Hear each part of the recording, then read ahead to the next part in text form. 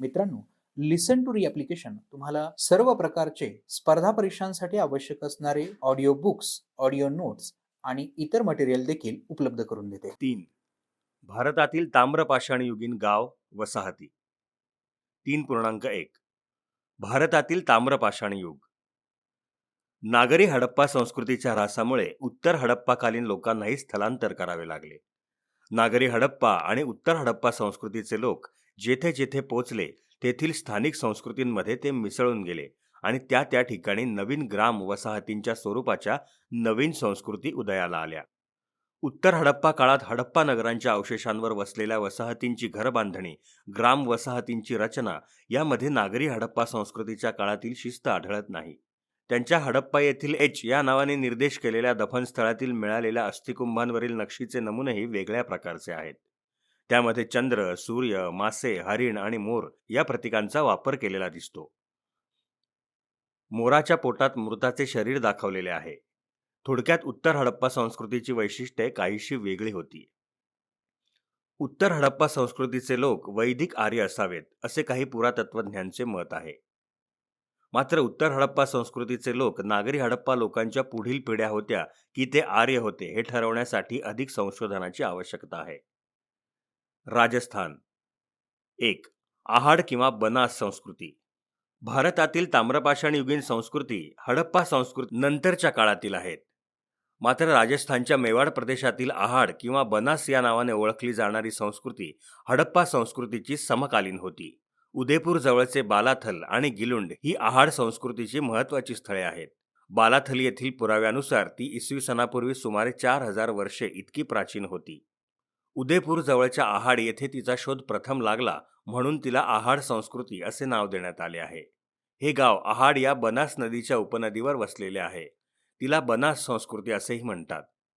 पुरावस्तू किंवा पुरावास्तू यांच्या आधारे असे दिसते की बालाथल येथे मोठ्या प्रमाणावर मातीच्या भांड्यांचे उत्पादन होत होते. बालाथल येथे तयार झालेल्या भांड्यांचा पुरवठा आहाड संस्कृतीच्या इतर ग्रामवसाहतींना केला जात होता. मातीच्या भांड्यांच्या बरोबरीने मातीचे बैल, शंखांच्या वस्तू, दगडी पाती, चिन्या, बाणाची अग्रे, तांब्याची हत्यारे यांसारख्या वस्तू विपुल प्रमाणात मिळाल्या. बालाथलमधील घरे पक्क्या विटांची आणि 2 आडव्या 2 उभ्या विटांची रचना करून इंग्लिश बॉन्ड पद्धतीने बांधली होती. बालाथल भोवती तटबंदीही होती.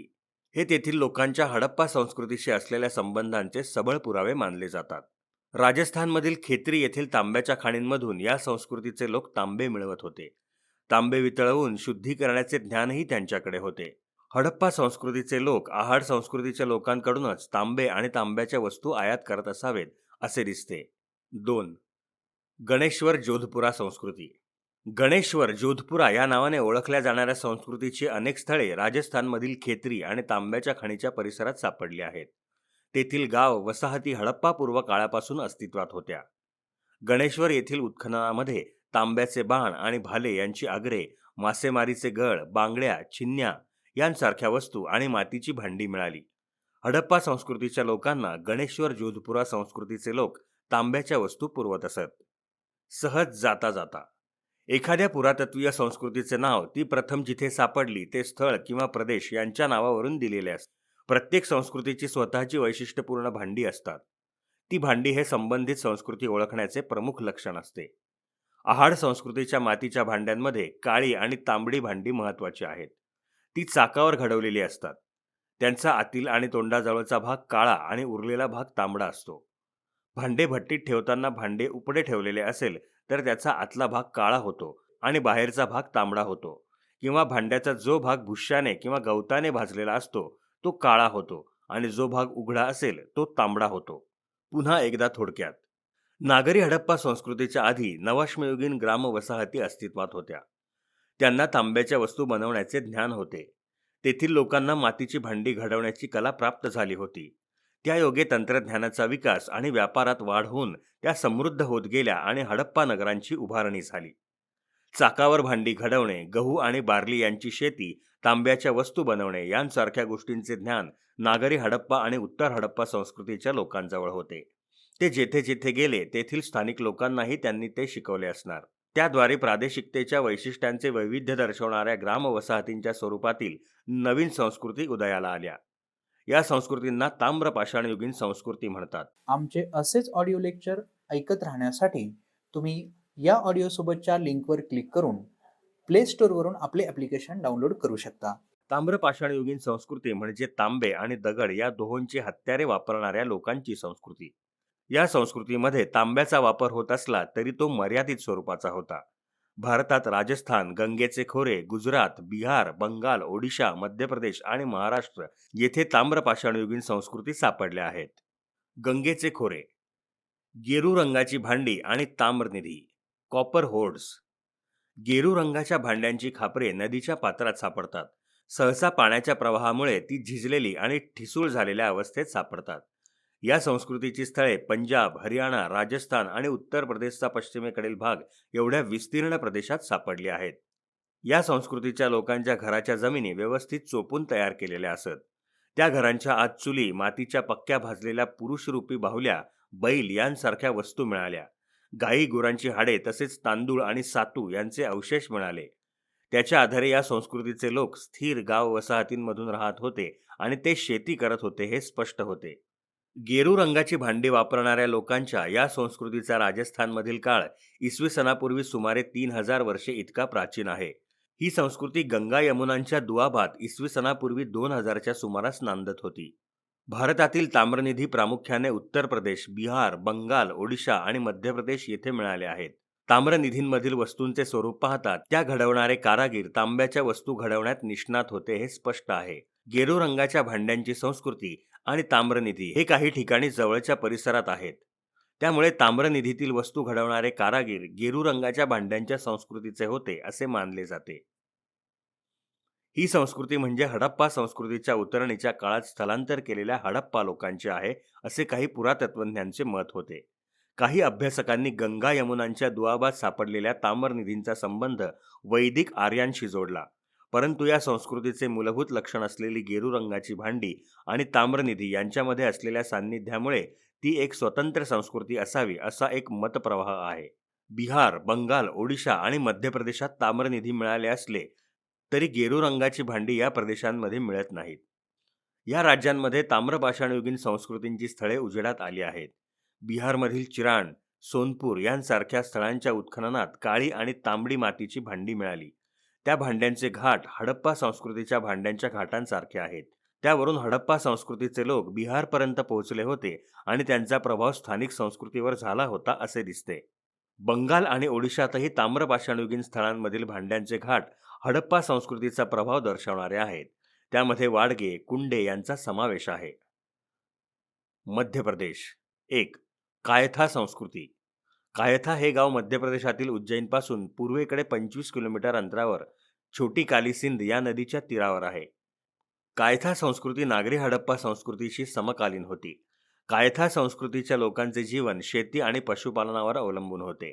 ते प्रामुख्याने हाताने घडवलेली मातीची भांडी, गारगोटीच्या दगडांपासून बनवलेली सूक्ष्मास्त्रे वापरत होते. त्याखेरीज कायथा येथील घरांमध्ये तांब्याच्या कुऱ्हाडी आणि बांगड्या, मौल्यवान खड्यांचे मणी असलेले हार, संगजिरा, स्टीटाईट या दगडाच्या भुकटीपासून बनवलेले चकतीच्या आकाराचे छोटे मणी यांसारख्या वस्तू मिळाल्या. कायथा संस्कृती आणि हडप्पा संस्कृती यांच्यातील परस्पर संबंध हडप्पा नगरांच्या उदयाच्याही आधीच्या काळापासून असावा असे दिसते. कायथा संस्कृतीनंतर राजस्थानातील आहाड संस्कृतीचे लोक मध्य प्रदेशात आले. काही काळ या दोन्ही संस्कृती मध्य प्रदेशात एकत्रित नांदल्या असण्याचीही शक्यता आहे. त्यानंतरच्या काळात माळवा संस्कृतीचे अवशेष मिळतात. 2. माळवा संस्कृती. माळवा संस्कृतीचा उगम आणि विस्तार प्रथम माळव्यात झाला हे तिच्या नावावरूनच स्पष्ट होते. माळवा संस्कृती मध्य प्रदेशात इसवी सनापूर्वी 1800 ते 1200 या कालखंडात अस्तित्वात होती. नर्मदा नदीवरील महेश्वरच्या पलीकडील तीरावर नावडा टोली नावाचे माळवा संस्कृतीचे महत्त्वाचे स्थळ आहे. त्याखेरीज मध्य प्रदेशातील सागर जिल्ह्यातील एरण, उज्जैन जिल्ह्यातील नागदा ही सुद्धा महत्त्वाची स्थळे आहेत. नागदा आणि एरण येथील माळवा संस्कृतीच्या गाव वसाहती तटबंदीयुक्त होत्या. आमचे असेच ऑडिओ लेक्चर ऐकत राहण्यासाठी तुम्ही या ऑडिओसोबतच्या लिंकवर क्लिक करून प्ले स्टोअरवरून आपले ॲप्लिकेशन डाउनलोड करू शकता. गुजरात. गुजरातमधील ताम्रपाषाणयुगीन ग्राम वसाहतींचा काळ पूर्व हडप्पा इसवी सन पूर्व 1950 ते 2600, नागरी हडप्पा इसवी सन पूर्व 2600 ते 1900 आणि हडप्पोत्तर इसवी सन 1900 ते 900 या तीनही टप्प्यांशी मिळता जुळता आहे. गुजरातमध्ये गारगोटीच्या वर्गातील मौल्यवान खड्यांचे स्रोत विपुल प्रमाणात आहेत. त्याचा उपयोग करून रंगीबेरंगी मणी बनवणे हा हडप्पा संस्कृतीमधील एक मोठा उद्योग होता. हे खडे उपलब्ध करून देण्यात गुजरातमधील नवाश्मयुगीन ग्रामवसाहतींचा मोठा वाटा असावा. त्या प्रामुख्याने पशुपालकांच्या ग्रामवसाहती होत्या. काही ठिकाणी हे लोक निमभटके जीवनही जगत असावेत. गुजरातमधील ताम्रपाषाणयुगीन वसाहतींच्या मातीच्या भांड्यांमध्ये कच्छ सौराष्ट्र, उत्तर गुजरात असे प्रादेशिक वैविध्य आढळते. इसवी सनापूर्वी 1900च्या सुमारास कच्छ सौराष्ट्र या ग्रामवसाहती उजाड झाल्या. हडपोत्तर काळामध्ये दक्षिण सौराष्ट्रात प्रभास संस्कृती आणि ईशान्य सौराष्ट्रात रंगपूर संस्कृती होत्या. या ताम्रपाषाणयुगीन संस्कृतीमधील मातीच्या भांड्यांचे आणि उत्तर हडप्पा संस्कृतीच्या भांड्यांचे रंग, घाट आणि नक्षी याबाबत साम्य होते. त्या इसवी सनापूर्वी 1800 ते 1200 या काळात अस्तित्वात होत्या. 3.2 ताम्रपाषाणयुगीन महाराष्ट्र. महाराष्ट्रामध्ये उत्तर हडप्पा संस्कृतीचे लोक पोचले होते. याचा पुरावा दायमाबाद येथे मिळाला आहे. ते तिथे पोचण्याच्या आधीच्या काळात तिथे जी ताम्रपाषाणयुगीन संस्कृती होती तिला सावळदा संस्कृती या नावाने ओळखले जाते. त्यानंतर तेथे अनुक्रमे माळवा संस्कृती आणि जोरवे संस्कृती यांचे अवशेष मिळाले आहेत. 1. सावळदा संस्कृती. सावळदा हे धुळे जिल्ह्यात आहे. ते तापी नदीवर आहे. सावळदा संस्कृतीचा काळ इसवी सनापूर्वी सुमारे 2000 ते 1800 असा होता. या संस्कृतीचा उगम उत्तर महाराष्ट्रातील मध्याश्मयुगीन लोकांचा सौराष्ट्रातील हडप्पा संस्कृतीच्या लोकांशी आलेल्या संपर्कातून झाला असावा. दायमाबाद येथील सावळदा संस्कृतीचे लोक चाकावर घडवलेली मातीची भांडी वापरत होते. त्यावरील नक्षीमध्ये तिराग्रे, माशांचे गळ आणि विविध प्राणी यांच्या आकृतींचा समावेश होता. त्याखेरीज तांब्याच्या वस्तू, गारगोटी वर्गातल्या खड्यांचे मणी, हाडांपासून बनवलेली तिराग्रे, दगडी पाटे, वरवंटे इत्यादी वस्तू त्यांच्या वापरात होत्या. त्यांच्या गाव वसाहतींभोवती तटबंदी बांधलेली होती. त्यांची घरे मातीची असून घरातील जमिनी गाळ आणि माती एकत्र चोपून बनवलेल्या होत्या. सावळदा संस्कृतीच्या लोकांचा आणि सौराष्ट्रातील हडप्पा संस्कृतीच्या लोकांचा संपर्क होता. धुळे जिल्ह्यातील कावठे या स्थळाच्या उत्खननात सापडलेल्या शंखाच्या वस्तू सौराष्ट्रातील हडप्पा संस्कृतीच्या लोकांशी असलेल्या विनिमयाचा पुरावा आहे. 2. माळवा आणि जोरवे संस्कृती. महाराष्ट्राचे आद्य शेतकरी. इसवी सनापूर्वी 1600च्या सुमारास माळवा संस्कृतीचे लोक महाराष्ट्रात पोहोचले.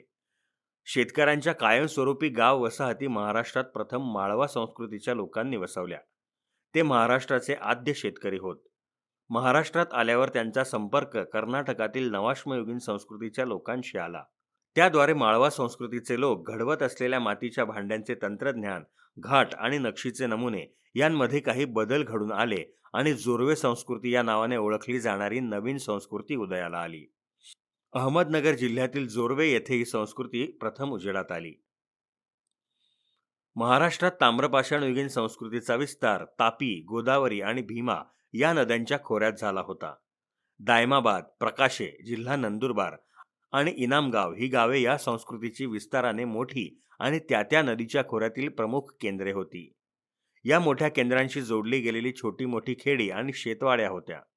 उदाहरणार्थ नेवासे, नाशिक ही मोठी खेडी, तसेच पुणे जिल्ह्यातील चांडोली आणि सोनगाव, नाशिक जिल्ह्यातील पिंपळदर ही छोटी खेडी आणि इनामगाव जवळची वाळकी ही वाडी.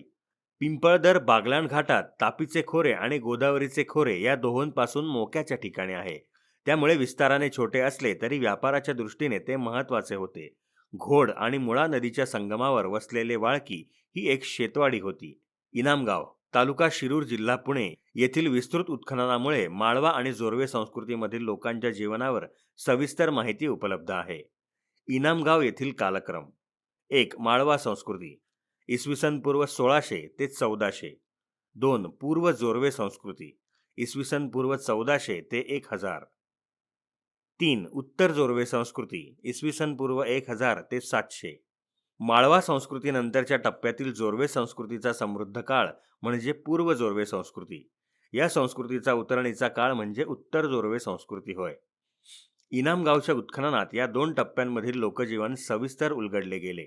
इनामगाव येथील माळवा संस्कृतीच्या काळातील लोकांची घरे आयताकृती आणि ऐसपैस होती. घराच्या भिंती कुडाच्या असत. घरामध्ये आड भिंत घालून घराचे 2 भाग केलेले असत. उभी कोठी ठेवण्यासाठी एक गोल ओटा 4 पायांचे रांजण ठेवण्यासाठी टेकूचे 4 चपटे दगड आणि चुन्याचे लिंपलेले बळद यांसारख्या गोष्टीवरून घरामध्ये दीर्घकालीन साठवणूक करण्यासाठी केलेली तरतूद लक्षात येते. आमचे असेच ऑडिओ लेक्चर ऐकत राहण्यासाठी तुम्ही या ऑडिओसोबतच्या लिंकवर क्लिक करून प्ले स्टोअरवरून आपले ॲप्लिकेशन डाउनलोड करू शकता. क्वचित जमिनीत गोल खड्डा करून झोपड्या गर्तावास उभारल्या जात. माळवा संस्कृतीची मातीची भांडी पिवळसर रंगाची असत. त्यावर तपकिरी रंगात नक्षी काढलेली असते. त्यांचा पोत खरबरीत असतो. जोरवे संस्कृतीची भांडी ही खणखणीत भाजलेली असल्यामुळे त्यांचा नाद हा धातूंच्या भांड्याप्रमाणे असतो. त्यांचा रंग लाल असतो आणि त्यावर काळ्या रंगाने नक्षी काढलेली असते. त्यामध्ये तोटीची भांडी, मध्यभागी कंगोरे असलेले वाडगे आणि कुंडे, चंबू, घडे अशा घाटांच्या भांड्यांचा समावेश असतो. उत्तर जोरवे काळात भांड्यांचे घाट तेच राहिले तरी त्यावर नक्षी नसे. इनामगाव येथे माळवा आणि पूर्व जोरवे काळातील कुंभकारांच्या भट्ट्या मिळाल्या. त्या गोल आकाराच्या होत्या. पूर्व जोरवे काळातील भट्टी मोठी आणि अधिक क्षमतेची होती. उत्तर जोरवे काळात मात्र मातीची भांडी भाजण्यासाठी जमिनीवरच आवा रचला जात होता. इनामगाव हे इतर गावांना मातीच्या भांड्यांचा पुरवठा करणारे केंद्र होते. घर चौकोनी, प्रशस्त, एकापेक्षा अधिक खोल्यांचे आहे की गोल खड्डा करून त्यावर उभारलेली झोपडी आहे, यावरून त्या घरातल्या लोकांची आर्थिक परिस्थिती लक्षात येते. पूर्व जोरवे काळात गोल झोपड्यांची संख्या नगण्य असली तरी उत्तर जोरवे काळात गोल झोपड्यांची संख्या वाढलेली दिसते. पण या झोपड्या गर्तावासाहून वेगळ्या होत्या. काठ्यांच्या वरच्या टोकाला बांधलेला जुडगा तळाकडे पसरवून तंबूप्रमाणे शंकवाकृती झोपड्या उभ्या केल्या जात. अशा झोपड्या सहसा फिरस्ते लोक उभ्या करतात. उत्तर जोरवे काळात हवा शुष्क होऊ लागली होती. त्यामुळे जोरवे संस्कृतीच्या लोकांना फिरस्ते जेवण स्वीकारणे भाग पडले, हे या झोपड्यांमुळे लक्षात येते. पूर्व जोरवे काळात इनामगावमध्ये नदीला एक कालवा काढून नदीचे पाणी साठवण्याची सोय केली होती. ती सिंचनासाठी होती हे स्पष्ट आहे. सिंचनाच्या पाण्याचे वाटप गावच्या प्रमुखाकडे असे. ताम्रपाषाणयुगीन इनामगावच्या मध्यवर्ती जागेत ग्रामप्रमुखांचे 5 खोल्यांचे प्रशस्त घर होते. त्या घरात आणि घराच्या बाहेर धान्याच्या साठवणीची बरीच बळदे होती. येथील शेतकरी गहू, बार्ली, ज्वारी, मसूर, कुळीथ यांसारखी पिके घेत असत. त्याखेरीज त्यांच्या आहारात प्राण्यांचे मांस, मासे यांचाही समावेश होता. इतर ताम्रपाषाणयुगीन स्थळांप्रमाणेच इनामगाव येथे गारगोटी वर्गातल्या रंगीबेरंगी खड्यांचे मणी, सूक्ष्मास्त्रे आणि तांब्याच्या वस्तू मिळाल्या आहेत. इनामगावच्या प्रमुखाचे पद वंशपरंपरागत होते. हे दर्शवणारी दफनेही या घराच्या लगत मिळाली. ही दफने इतर सर्वसाधारण दफनांपेक्षा पूर्ण वेगळ्या पद्धतीची होती. इनामगावमध्ये साधारणपणे जमिनीत खड्डा खणून त्यामध्ये मृत व्यक्तीला उताण्या अवस्थेत पुरले जाई. दफनाच्या दुसऱ्या पद्धतीत मात्र मृत व्यक्तीला एका 4 पायांच्या फुगीर पोटाच्या रांजणात बसलेल्या अवस्थेत पुरले होते. त्याच्यापेक्षा थोडे आधीच्या काळातले एक दफन तशाच प्रकारच्या रांजणात होते, परंतु त्यात सांगाडा नव्हता. ते प्रतिकात्मक दफन होते. हे लोक मृत बालकांना पुरण्यासाठी कुंभांचा वापर करत असत. अशा दफनांमध्ये मृत बालकाला कुंभाच्या आत झोपवून त्याच्या तोंडाशी दुसऱ्या कुंभाचे तोंड जोडून ते 2 कुंभ पुरत असत. 3.3 भारतातील महापाषाण युग. प्रतिकूल हवामानामुळे उत्तर जोरवे काळात इसवी सनापूर्वी 700च्या सुमारास इनामगाव पूर्णपणे उजाड झाले. त्यानंतर ऐतिहासिक काळापर्यंत तिथे वस्ती झाली नाही. महाराष्ट्रात बहुतेक ठिकाणी हीच परिस्थिती होती. मात्र त्या काळात भटके जीवन जगणाऱ्या लोकांनी मोठाल्या शिळांचा उपयोग करून उभारलेली शिलावर्तुळे सापडतात. त्या शिलावर्तुळांच्या आत दफने असतात. या शिळा आकाराने खूप मोठ्या असल्यामुळे त्यांना महापाषाणीय वर्तुळे म्हणतात. त्यामुळे ही शिलावर्तुळे ज्या काळातील आहेत त्याला महापाषाण युग असे म्हणतात. त्यांचा उपयोग वेगवेगळ्या कारणांसाठी केला जात असला तरी ती प्रामुख्याने मृतांच्या अस्थी पुरण्यासाठी, त्यांच्या स्मारकासाठी उभारली जात. अशा प्रकारची शिलावर्तुळे जगभर आढळतात. शिलावर्तुळांची परंपरा प्रागैतिहासिक काळापासून अस्तित्वात आहे. काही लोकांमध्ये ती आजही प्रचलित असलेली दिसते. उदाहरणार्थ ओडिशातील बोडो, दक्षिण भारतातील तोडा, कुरुंब, ईशान्य भारतातील नागा आणि खासी इत्यादी जमाती. भारतातील अधिकांश प्राचीन शिलावर्तुळे साधारणपणे इसवी सनापूर्वी 1500 ते 500 या काळातील आहेत. परंतु उत्तर भारतातील काही ठिकाणची शिलावर्तुळे नवाश्म युगा इतकी प्राचीन आहेत. महाराष्ट्रात शिलावर्तुळे उभारणारे लोक प्रामुख्याने दक्षिण भारतातून आले असावेत. ही शिलावर्तुळे लोहयुगातील आहेत. महाराष्ट्रातील शिलावर्तुळे साधारणपणे इसवी सनापूर्वी 1000 ते 400 काळातील आहेत. महाराष्ट्रात विदर्भामध्ये प्रामुख्याने नागपूर, चंद्रपूर, भंडारा या जिल्ह्यांमध्ये फार मोठ्या संख्येने शिलावर्तुळे आढळतात. टाकळघाट, माजूरहरी, खापा, नायकुंड अशा अनेक ठिकाणी शिलावर्तुळांचे उत्खनन केले गेले. विशेष म्हणजे अनेक शिलावर्तुळे प्राचीन व्यापारी मार्गांवर होती. महापाषाणयुगीन कारागिरांच्या स्थिर गाव वसाहतींचे अवशेष क्वचितच सापडले आहेत. शिलावर्तुळे उभारणारे महापाषाणयुगीन लोक फिरस्ते कारागीर होते. ते लोखंडाच्या वस्तू बनवत असत. नागपूरजवळ नायकुंड या ठिकाणी महापाषाणयुगीन काळातील लोखंड शुद्ध करण्याची भट्टी सापडली. महापाषाण युगातील लोक वाहन म्हणून आणि सामान लादण्यासाठी घोड्याचा वापर करत. शिलावर्तुळामधील दफनात घोड्यांची हाडे आणि घोड्यांचे तांब्याचे अलंकार पुरलेले आढळतात. त्यांच्या वापरात काळी आणि तांबडी मातीची भांडी असत.